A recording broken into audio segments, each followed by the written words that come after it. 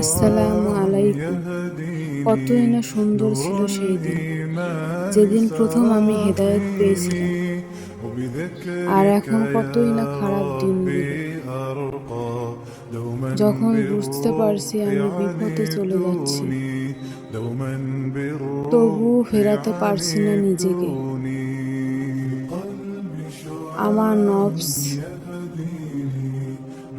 সে তো এক ভয়ঙ্কর প্রতারক।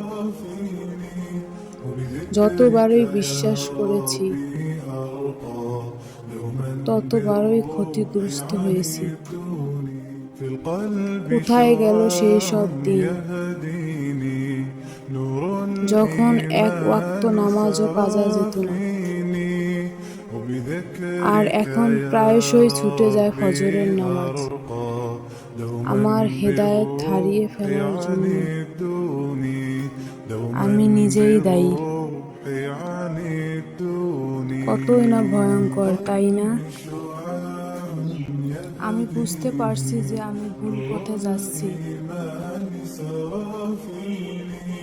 তবুও যাত্রা থামাতে পারছি না। রব্বি ইন্নী যালামতু নাফসি ফাগফিরলি। হে আমার রব, আমি নিশ্চয়ই আমার নফসের প্রতি জুলুম করছি, সুতরাং আপনি আমাকে ক্ষমা করে দিন। সূরা কাসাস আয়াত নম্বর 16। বাইরের শত্রুর কি প্রয়োজন, যখন আমার সবচেয়ে বড় শত্রু হলো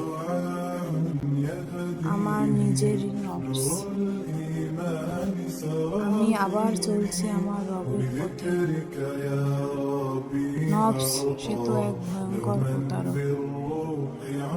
আল্লাহ সবাইকে হেদায়েতের পথে ফিরে আসার তৌফিক দান করুন। আমরা সকলে আল্লাহর কাছে ভীষণভাবে সাহায্য প্রার্থী। আল্লাহ হাফেজ।